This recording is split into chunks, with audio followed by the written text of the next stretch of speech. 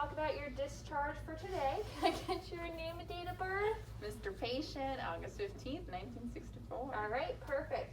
This must be your wife. I saw her a couple times here throughout your stay. All right.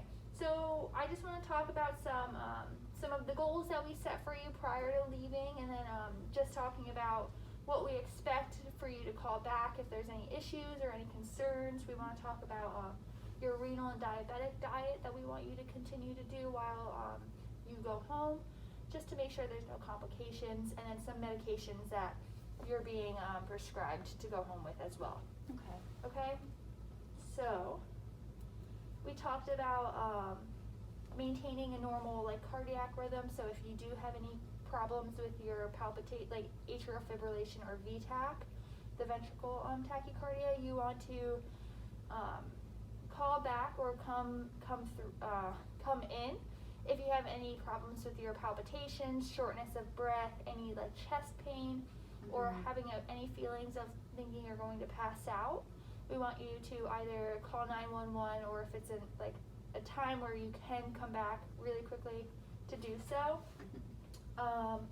For that, we do have the medication prescribed of aspirin, so you're just going to be taking that daily, just to prevent the clots that can occur through those cardiac dysrhythmias, and we just don't want any further complications, okay? All right. So just once a day? Just once a day, Okay. yeah. And then that also goes with one of our other goals of trying to make sure that you talk to your families and friends that are going to help with your care, of obtaining a CPR class, just in case of emergency. With VTAC, it's very important for someone to be able to prevent that or try to help in that situation that you do go down or stop breathing. My wife. Well, perfect. Okay.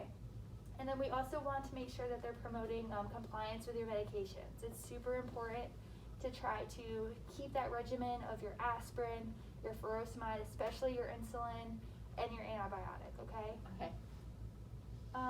We also, so for your potassium and your, for your renal and diabetic diet, with your chronic kidney disease, it's very important to keep a high carb diet along with monitoring your potassium. You want a moderate protein diet as well, but that also has some complications with your diabetes. So with a renal diet, we want high carbs, but with diabetics, we want low carbs.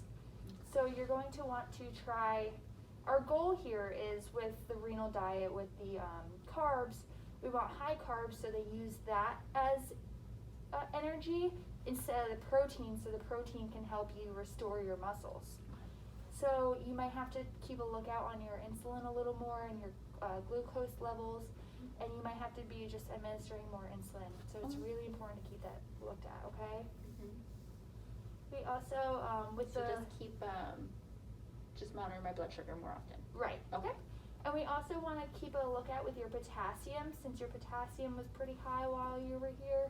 We want to make sure, even though you have a potassium wasting medication like the furosemide, we want to still make sure you have a moderate amount of potassium, since your body is trying to keep it high, but we want it low. So you want to watch out and limit the amount of spinach, bananas, avocados, things like that, okay?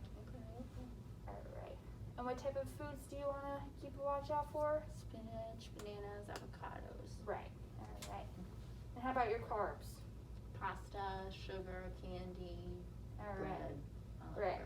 You just have to keep a limit on those, okay?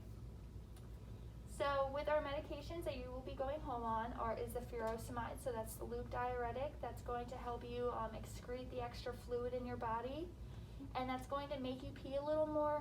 You do want to take that twice a day, so once in the morning when you wake up, and then one prior, right before supper is usually the best. You don't want to take it at nighttime because it's going to make you get up and pee, and you really want your rest too. Okay. Okay.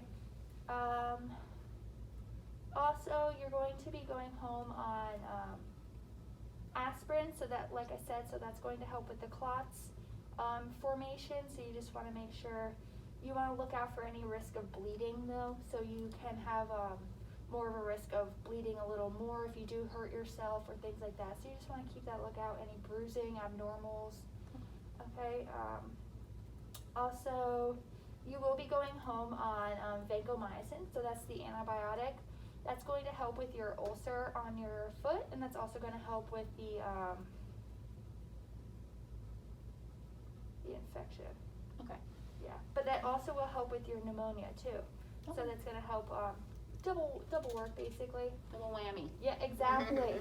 But with that one, you do want to look out for compliance. So you want to make sure you continue to take that full dose Okay. of the antibiotics throughout the. All right. The So I won't pack. stop it once I feel better.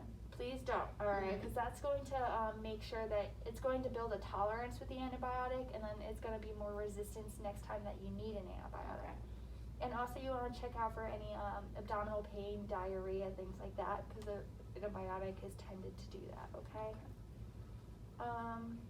And then your wife did tell me that she checked at home to make sure that every safety precautions were in place beforehand, all the rugs were secured, things like that. I also, you're going to, you know how you were doing the incentive spirometer in the hospital? Mm-hmm. I want you to continue doing that. It'll help with your shortness of breath, and it'll help you expand your lungs a little more to help with the pneumonia, okay? Okay. It combats it a little bit. Alright, and then you just want to keep up with the dressing changes and your insulin too. Do you have any questions or concerns? Nope, that was perfect. Alright, great. Alright. I'll get you ready. I'm going to print out some stuff so that you can take it home with you. So even if you don't remember anything, you'll be able to do it at Alright, home, okay? thank you. You're welcome.